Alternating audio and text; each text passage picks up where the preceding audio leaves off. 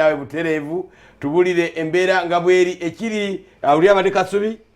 ekiri Kasubi kiyitirivu situation eri etyawo naddala nga batulabudde nti bakolawo kati nange ntya okuyitawo kamera njagala etambule tulabe kubo kyerisigadde nga likola kyeritakola genda maaso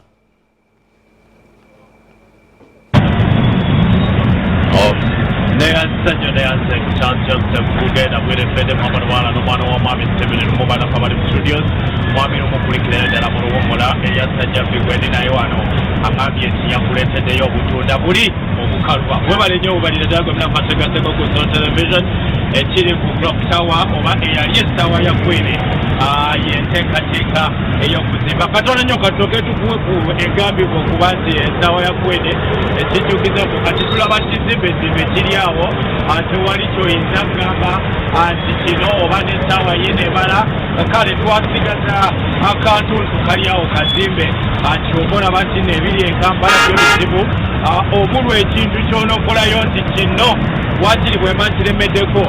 kindaga obutuufu ekibuga Kampala kikye kiri enteekateeka egenda maaso bagenda okukyusa ekifo kino kyonna kifuulibwe ekyomulembe nga basimbamu flyover era nga bwe kusimatima kuno kulaba kutandise ate era n'amakubo agamu okusalibwako gwe munanga agenda okukozesa ekkubo lino erya Queensway erigenda okuba eriviira ddala eri waggulu enteekateeka kakati akalipagano kayitirivu okuviira ddala eri ku katala kawusaafi okutuukira ddala wano olw'ensonga nti emmotoka nyingi ezijja naye ate ensala gye basazeeko ekkubo basigaza eyandibadde nga walkways ze bagenze basalako oludda lweri emabbali n'ebbali wasigadde wakola naye engeri emmotoka gye ziba empitirivu eziyingira ekibuga mu kiseera kino okuviira ddala eri katala kawusaafi okuviira ddala ekibuye okuviira ddala ekatw eyo nsonga nti olabira ddala akalipagano kano akali mu kitundu kino gwe munaffe twegaseko ku Zone Television era bwe katyo nokubeera nga kikuyingiriza ddala ne ku bitala ebya Shoprite awo era akalipagano kayitirivu naye ng'emmotoka bwe ziva eno ku Queensway zigenda butereevu ku Benswanka Street eyo one way ne ku John Sebana Kizito Road era nayo one way ne beegatta mu bitundu ebyo bya paka ez'enjawulo ate era n'abeeyongerayo ku Entebbe Road nabo ne bagenda kwambuka katale akena kasero gwe tokyayambuka okujjako nti kati awo kyokola oba olina okugenda ne Benswanka wali n'okubira ku Barton Street n'oyambuka waggulu ate yo Market Street ekujja katale akena kasero naye yo one way kati no nobeera nga oyiyizaawo kubanga otuuse mu kibuga gonna katwegaseko era nga abasinga tebakola emmotoka kasaki batuusa wano naddala engeri ezisinga gye zibateeka eri mu katale akawusaafi abakuba ku luguudo lw'Entebbe batambulawo batyo mpolampola nga balinde ebizimbe mu bakolera okugulwa agomena nga ava mu kibuga okufuluma gwekyatambudde bulungi era naawe wakwata oluguudo luno olweggaba okudda ensambya naawe watambula bulungi tolina nnyo okusibibwa okujjako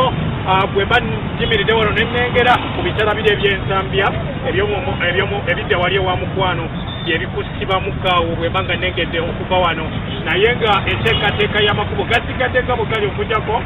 nti bagenze bafunza oba babibira zino ezandibadde nga walkways pavement ze balekamu ze bagenze babibira n'ebikutu bye twandise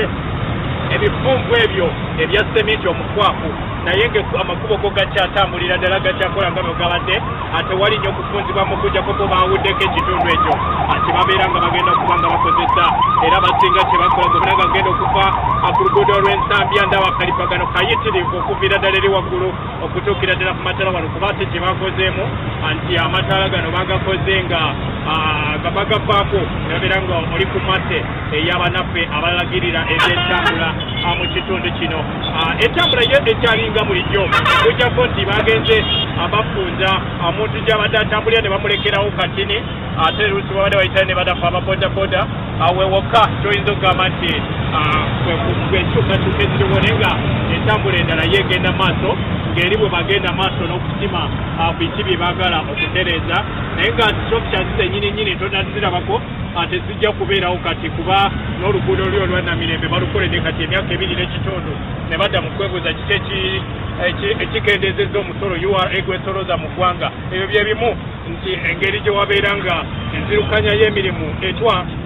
enkola y'emirimu etwala akasoobo n'olaba nga ebintu ebisinga binafuwa bwe bityo gomunapategaseko ku Solo Television kulokotawa dawa ya kwinizibwe bwatyo bwafaananye enta ya leero